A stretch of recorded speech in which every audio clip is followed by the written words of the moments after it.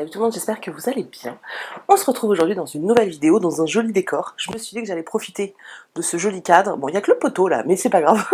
Je me suis dit que j'allais profiter de ce superbe décor pour vous tourner une vidéo. Une vidéo qui va être un top 10. Voilà, ça fait une éternité que j'ai pas fait de top.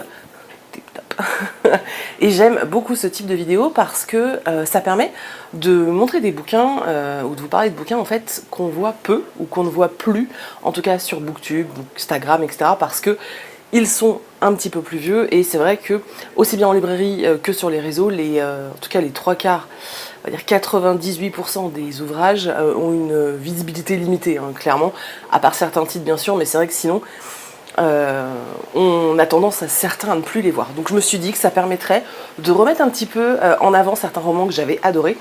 Et du coup, je vais faire un top 10. Sauf que j'ai pas fait un top 10 comme ça tout simple. Je me suis lancé deux défis pour ce top 10. Le premier, c'était de vous trouver des livres qu'on ne voit pas, peu ou plus, sur Booktube, Bookstagram, etc. Donc ça, c'était mon premier défi. Et mon second défi, c'était de vous trouver ces livres disponibles sur Nextory, puisque cette vidéo est en collaboration avec Nextory. Voilà, je me suis lancé ce défi de vous trouver 10 pépites sur leur site. La dernière fois que je vous ai parlé de Nextory, alors pour ceux qui n'étaient pas là la dernière fois, Nextory c'est quoi? C'est une application donc disponible sur tablette et sur téléphone. C'est une application avec un abonnement mensuel, donc vous payez l'abonnement mensuel et ensuite vous avez accès à des milliers de romans, c'est un truc de fou. Vous avez vraiment accès à des milliers de romans en lecture gratuite puisque vous avez payé votre abonnement, donc ensuite vous lisez ce que vous voulez, que ce soit du roman, que ce soit de la BD, du graphique, vous avez également droit à un livre audio par mois. Voilà, c'est vraiment, moi je trouve cette application géniale, je vous en ai déjà parlé cet été, je la trouve vraiment, voilà, je la trouve hyper pratique. Là où je suis actuellement, je suis en vacances, et autant vous dire que ça m'a bien servi parce que j'allais pas emmener des BD et des graphiques, donc j'étais vraiment très contente d'avoir Nextory. En plus, il y a des magazines, etc. Donc je sais que par exemple, Chris, qui lit pas vraiment de romans, il aime beaucoup les magazines et il s'éclate parce qu'il y a des magazines, des journaux et tout. Donc même lui, il trouve son compte.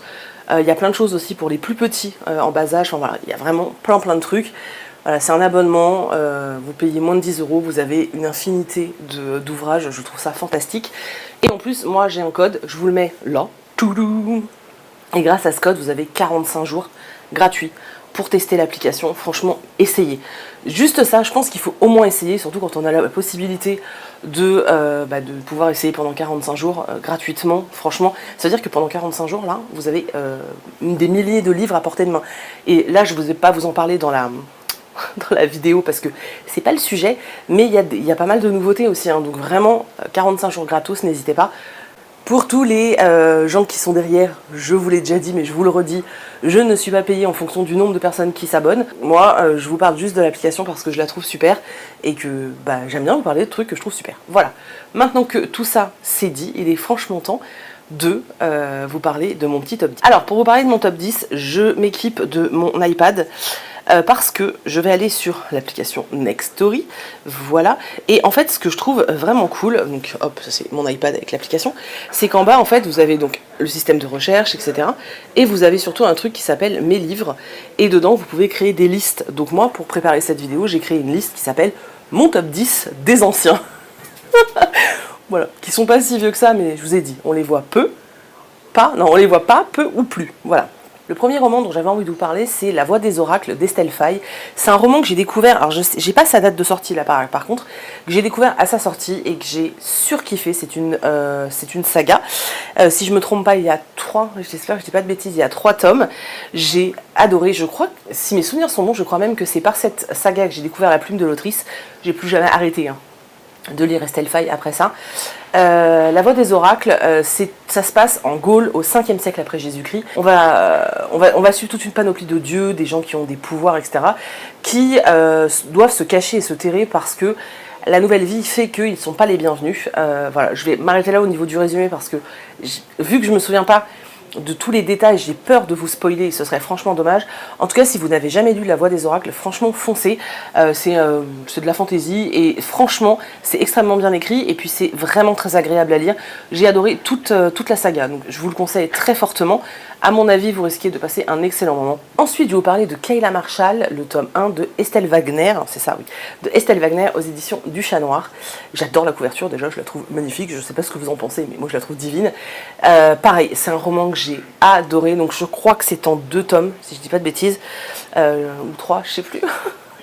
En tout cas, c'est une saga que j'ai adorée. On est sur une saga surnaturelle avec du loup-garou, etc. Et on va suivre une jeune fille qui a fui sa meute parce qu'elle était un petit peu, bon, elle n'était pas forcément acceptée, et on la retrouve autre part.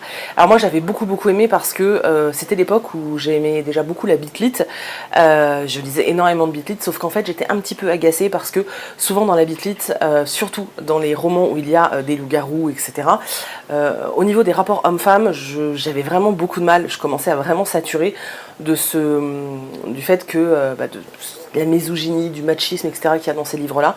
J'avais besoin d'autre chose. Et du coup, Kayla Marshall, donc l'exil, est arrivé pile à ce moment-là et j'ai adoré parce que voilà, on y parle de loup-garou, on y parle de tout ça. Alors il y a un peu de romance et tout, mais on n'est pas non plus, on n'est pas comme dans les gros romans de Beat-Lit où la femme se fait littéralement écrabouiller par le masculin, quoi. Donc j'avais trouvé ça vraiment chouette et je vous le recommande vraiment parce que c'est vrai qu'on la voit plus passer et je trouve ça dommage parce que pour le coup, elle était vraiment chouette. Donc si vous avez envie d'une histoire avec des métamorphes, des loups-garous, etc., je vous recommande chaudement Kayla Marshall. Oh, il y a vachement de coups de cœur dans cette liste, c'est trop bien. Je vais vous parler d'un des plus gros coups de cœur que j'ai eu. Ça a été déjà une énorme claque quand je l'ai lu. Et vraiment, encore aujourd'hui, je pense que c'est un de ceux que je recommanderais le plus facilement dans cette thématique-là. Donc il s'agit de Petit Gros, de Benoît Grelot, qui est sorti, je crois, aux éditions Fleurus, c'est ça. C'est l'histoire d'un petit garçon, Axel, qui est en surpoids, qui est obèse.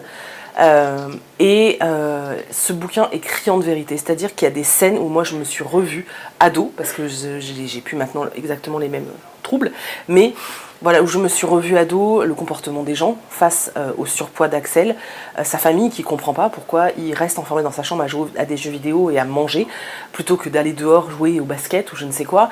Vraiment les thématiques sont extrêmement bien abordées, c'est hyper juste, c'est fait, franchement, je crois que c'est un des meilleurs vraiment sur le sujet. En plus, c'est un roman jeunesse, je vous le recommande, mais de tout cœur, je vous en prie, allez lire ce livre, il va vous ouvrir les yeux sur beaucoup de choses, vous faire comprendre peut-être beaucoup de choses aussi. Je pense à toutes les personnes peut-être qui vivent avec une personne qui est en situation d'obésité ou une personne voilà, qui a des troubles anxieux aussi, hein, qui a du mal à sortir.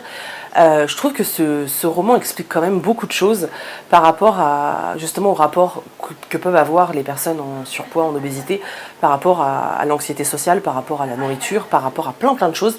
Et vraiment, je vous le conseille de tout cœur, vous allez vraiment passer un très beau moment. C'est un magnifique roman et je l'aime de tout mon cœur ce livre, donc je ne peux que vous le recommander et j'espère que certains d'entre vous iront vraiment le lire parce que je vous jure, il est incroyable. Moi, j'ai chialé comme c'est pas possible en le lisant. Ensuite, une autre saga, que d'ailleurs j'ai l'intention de relire. Donc, moi, je vous en parle là, mais je vais proposer une relecture ou une lecture de cette saga en lecture commune, genre un tome par mois, parce que c'est une saga que j'adore. Et en tout cas, j'ai eu un énorme coup de cœur quand je l'ai découvert il y a quelques années. Et j'ai trop envie de la relire, mais j'ose pas et je n'ai pas envie de le faire toute seule. Donc, il s'agit de Les Outrepasseurs de Cindy Van Wilder. J'adore cette saga, c'est un truc de taré tellement j'aime cette saga. Vraiment. Alors, le tome 1 peut paraître un peu bizarre parce que on est on est aujourd'hui, on est maintenant et en même temps on est un peu dans le passé. Genre, je sais plus si c'est pas au Moyen-Âge ou un truc comme ça, mais voilà. Et c'est vrai qu'au début c'est un peu déstabilisant, mais plus on avance dans la saga et meilleurs les romans sont, c'était génialissime et je peux que vous recommander cette saga. En plus, voilà, hein, dispo sur Next Story. Le début de l'histoire, c'est ça, en fait, on suit un jeune homme qui va manquer de se faire tuer et en fait, il va se rendre compte que les personnes qui ont essayé de le tuer, c'est le peuple fée. Et lui, il n'est pas trop au courant de tout ça, il sait pas qu'il vient de ce genre de monde et il comprend pas. Et là, en fait, on va l'emmener dans une maison qui s'appelle Lion House. Là, il va découvrir qu'en fait, il existe tout un monde, tout un univers qui lutte contre ces fées, parce que les fées sont pas gentilles, hein, et que ces personnes s'appellent les outrepasseurs et qu'ils essayent de combattre les fées. Et nous, on va remonter après un petit peu le temps, le passé, etc., pour découvrir pourquoi ils luttent contre les fées, qu'est-ce qu'il s'est passé, etc. Moi, j'ai adoré, j'aime beaucoup la plume de Cindy Van Wilder en plus, donc forcément, j'ai kiffé. J'ai très envie de la relire, cette saga. Donc je proposerai peut-être d'ici quelques semaines, ou peut-être plutôt que ça d'ailleurs, je ne sais pas, si jamais j'arrive à rentrer un des tomes dans le Pumpkin Autumn Challenge, je vous en parle. Mais je vous recommande vraiment cette saga. On l'a vraiment beaucoup vu passer à sa sortie. Donc il y a, je sais pas, ça devait être en 2017, un truc comme ça, je sais plus trop. Donc on l'a beaucoup vu passer il y a 5 ans. Mais c'est vrai que depuis, j'ai l'impression qu'elle a été enterrée complètement. Alors peut-être qu'elle est moins au goût des lecteurs d'aujourd'hui, je sais pas. En tout cas, moi j'ai adoré et je peux que vous recommander cette lecture. Donc voilà, je vous recommande Les Outrepasseurs. Oh, ça c'était bien aussi. Donc Les Veilleurs de Jean-Luc Bizian, donc le tome 1 et le tome 2, ils sont sortis chez Naos. Ah là là, c'était tellement cool. Alors, j'ai pas encore lu le tome 2, je ne sais même pas pourquoi. Les Veilleurs. Aïe, aïe, aïe, aïe, aïe, c'était tellement cool. En fait, on est à Paris, il y a eu un virus dans Paris qui a transformé tous les adultes, je dis bien les adultes, en monstres. On a un petit peu isoler Paris du reste du monde parce que il y a quand même des monstres dans Paris, donc on va éviter que les monstres sortent et aillent bouffer tout le monde, c'est mieux. Et en fait il y a l'armée donc qui est autour de la ville, et de temps en temps pour des missions de secours ou alors pour essayer d'aller détruire des nids de monstres, etc., ils se rendent dans la ville. On va suivre un groupe comme ça et on va suivre une jeune fille qui est adolescente, qui essaie de survivre et qui va découvrir qu'elle est enceinte. Donc être enceinte à l'intérieur de Paris, c'est pas un bon plan. Et puis on découvre plein de monstres, et en fait ce qui est vachement chouette, c'est la façon dont l'auteur, donc Jean-Luc Bizian, qui à la base est un auteur de thriller un peu sombre quand même, c'est vraiment la façon dont il va présenter les créatures. On est un petit peu loin des clichés dont on a l'habitude en young adulte, et j'avais trouvé ça vraiment chouette, un petit peu plus sombre que ce dont on a l'habitude justement. Sûrement parce que l'auteur a l'habitude d'écrire pour des adultes et d'écrire des choses un peu plus sombres aussi. En tout cas, j'ai adoré Les Veilleurs, mais vraiment j'ai adoré ce livre, c'est un truc de fou. Et je peux que vous recommander de lire ce roman, parce que vraiment c'était trop bien. Enfin, en même temps, c'est un top 10, donc forcément ils sont tous bien. On est arrivé à la moitié, les gars. Vous êtes encore là, vous êtes prêts? On continue. Ensuite, dans un tout autre registre que ce que je vous ai présenté avant, je vais vous parler de Quelques pas de plus d'Agnès Marot, qui était sortie chez Scrinéo, et il y a quand même quelques années, je pense que c'est pareil, ça doit faire au moins 5 ans.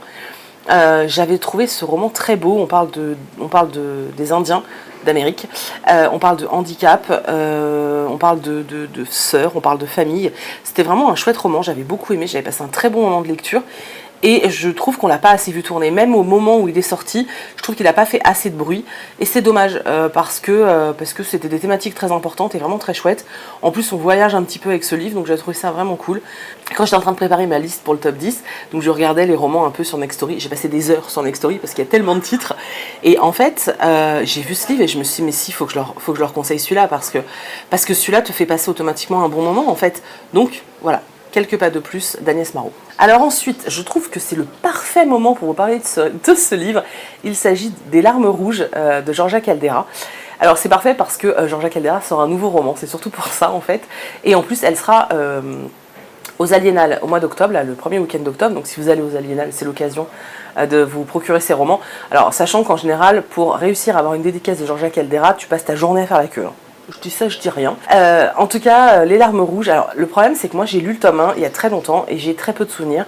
Je me souviens juste que je m'étais ruée sur le tome 2, je ne l'ai pas lu, mais je m'étais ruée pour l'acheter. Ils ont sorti des éditions collector à se taper le popotin au sol. Je les ai pas achetées parce qu'à l'époque j'avais pas de sous, voilà. Mais c'est une saga où je m'étais dit, il faut absolument que je lise toute la saga, quoi. On suit une jeune femme, je sais plus, je crois que c'est Cordelia, qui va essayer de se suicider et qui finalement elle va pas réussir, hein, et suite à ça, elle va se retrouver un peu dans une situation un peu bizarre où elle va découvrir un mélange de songes et de réalité. C'est très compliqué à expliquer, j'ai peur de vous spoiler. Bref, je vais pas rentrer dans tous les détails, mais en tout cas, Les Larmes rouges, c'est vraiment une super saga. En plus, bien sûr, dispo sur Nextory, donc c'est gratuit, donc on n'hésite pas à découvrir Les Larmes rouges. Alors le prochain, c'est un peu le Joker bonus, parce que je peux pas dire qu'on n'en entende pas parler, étant donné que je casse les oreilles à tout le monde avec ce roman. Peut-être trop d'ailleurs, je me dis que les gens ont peut-être trop d'attentes, mais moi je l'ai tellement aimé. Ça a tellement, le moment où je l'ai lu, ça m'a fait tellement un effet incroyable que j'ai tellement envie que tout le monde le lise, c'est un truc de ouf. Donc il s'agit de Le Dieu Oiseau de Aurélie Wallenstein. J'avais déjà lu l'autrice avant de découvrir ce titre-là, mais ça m'avait pas fait du tout cet effet. Et Le Dieu Oiseau, c'est tellement sombre, c'est tellement dur, j'ai adoré ce livre. Alors, ouais, j'allais dire la fin, non, mais en fait la fin m'avait posé beaucoup de questions, puis c'est vrai que j'avais échangé avec l'autrice ensuite et toutes mes questions ont trouvé réponse. Mais Le Dieu Oiseau, j'ai tellement aimé ce roman, mais je pense que vous le savez, en fait, j'ai tellement saoulé tout le monde avec ce livre que je pense que tout le monde sait que Le Dieu Oiseau est un de mes gros coups de cœur. Mais là, il est dispo gratuitement sur Nextory, donc maintenant ceux qui ne l'avaient pas lu encore parce qu'ils ne l'avaient pas trouvé en médiathèque ou quelque chose comme ça, vous n'avez plus d'excuses, il est dispo. Voilà, il suffit de prendre mon lien en barre d'infos et vous avez le livre gratos, quoi. Donc vraiment, zéro excuse, les gars. Cette saga aussi, donc c'est un diptyque, il s'agit de Zalim de Karina Rosenfeld. J'ai adoré, mais genre j'ai adoré. Les 2 tomes sont géniaux. En fait, on est dans c'est vraiment un univers de fantasy. On est dans cet univers qui est en guerre. Et en fait, pour pouvoir gagner la guerre, on va faire appel à un démon, donc Zalim, et ce démon en fait va prendre possession d'un hôte, puisqu'il ne peut pas vivre comme ça et aider comme ça, il prend possession d'un humain, mais un hôte en particulier, parce que tout le monde ne peut pas être l'hôte de Zalim. Et en fait, une fois qu'il prend possession, c'est une espèce de possession démoniaque, hein, une fois qu'il prend possession de cet hôte va commencer à faire des choses juste monstrueuses, et surtout, n'a plus conscience la personne n'a plus conscience de qui elle est en fait. Et là c'est exactement ce qui va se passer, c'est la guerre, on va réveiller Zalim parce qu'on a besoin de lui pour gagner, et malheureusement et ben, l'hôte n'a rien demandé lui, hein, et il va devoir apprendre à vivre avec ça. C'était trop bien, j'ai adoré, c'est sorti chez Scrineo, et vraiment c'est un diptyque, ça se lit super bien, les romans sont pas très longs. Si vous n'avez pas découvert Zalim et si vous en aviez jamais entendu parler, j'espère vraiment que là je vous ai tenté, parce que moi j'avais adoré, mais de ouf, genre vraiment de ouf. Et le dernier dont je vais vous parler, c'est un roman qui est encore complètement différent. Il s'agit de La Bibliothèque des Citrons de Joe Cotterill. Ce roman avait fait quand même pas mal de bruit au moment de sa sortie. En même temps, c'est une pépite de roman jeunesse, mais c'est vraiment une pépite ce livre. C'est l'histoire d'une petite fille qui a perdu sa maman, qui se retrouve seule avec son père qui a énormément de mal à faire son deuil, qui s'enferme un peu dans son univers à lui, où il est en train d'essayer d'écrire un livre sur des citrons. La maison est remplie de bouquins, etc. Mais l'ado qu'on suit, elle est seule, elle est livrée à elle-même, jusqu'au moment où elle va rencontrer une autre ado, et où elle va se rendre compte de beaucoup de choses. C'est vraiment une très belle histoire, c'est extrêmement touchant. Il y a plein de sujets très importants et très forts de l'adolescence et autres qui sont abordés dans le roman. Vraiment, je vous le conseille de tout cœur si vous aimez les contemporains jeunesse, parce qu'il est vraiment chouette, vraiment très chouette. Et je vous dis, il y a vraiment beaucoup de thématiques et beaucoup de sujets abordés. Ça m'a vraiment profondément touchée, et je peux que vous conseiller de découvrir La Bibliothèque des Citrons si vous ne l'avez pas encore lu, parce que vraiment il est très chouette. Pour les ados, c'est vraiment une très belle lecture en plus, donc voilà. Donc voilà, c'était ma petite sélection des livres qu'on ne voit pas, peu ou plus, sur Booktube, et que vous pouvez trouver disponible gratuitement donc sur Nextory. Voilà, j'espère vraiment que vous allez lire certains de ces romans, parce que vraiment, outre le fait qu'ils soient dispo sur l'application, vraiment ce sont vraiment 10 bouquins que j'ai adorés, et que je suis triste de plus voir aujourd'hui. Alors il y a plein de chouettes livres aujourd'hui, je dis pas le contraire, mais c'est vrai que c'est des romans auxquels je pense avec nostalgie, parce que j'avais passé des moments juste dingues avec eux, et ça me fait plaisir de vous en reparler, et franchement ça me ferait plaisir de vous voir les lire et de pouvoir rééchanger à propos de ces titres. Ça serait assez cool. Si certains sont tentés également par la relecture des Outrepasseurs, n'hésitez pas à me le dire, parce que franchement ce serait assez cool d'être plusieurs à le lire, je pense. Donc voilà, si jamais vous êtes tenté par la lecture des Outrepasseurs, n'hésitez pas à me prévenir. Je vais peut-être mettre un lien ou quelque chose, je vais regarder, je vais réfléchir pour qu'on puisse se retrouver. Et tant que vous êtes avec moi, j'en profite pour vous annoncer le prochain week-end en bulle, parce que ça fait une éternité qu'on n'en a pas fait, et ça fait super longtemps que je veux en organiser un, sauf que j'ai pas eu le temps, et du coup à chaque fois ça passait à la trappe. Mais là, c'est bon. Du coup, je vous annonce que le prochain week-end en bulle commence vendredi septembre à 19h et se termine le dimanche soir à minuit. Le but, c'est juste, pour ceux qui connaissent pas, c'est juste de lire du graphique, de la BD, du manga, même des albums, voilà, tout ce qui peut être, tout ce qui a un lien avec l'illustration. Et c'est surtout de partager un max sur les réseaux avec le hashtag Weekend en Bulle pour donner plein d'idées en fait à tout le monde et qu'on puisse tous découvrir des super graphiques. J'en profite parce que vous étiez plusieurs à m'avoir demandé, donc on va regarder ça ensemble. Je vous avoue que je ne l'ai pas préparé, mais on va regarder ça ensemble.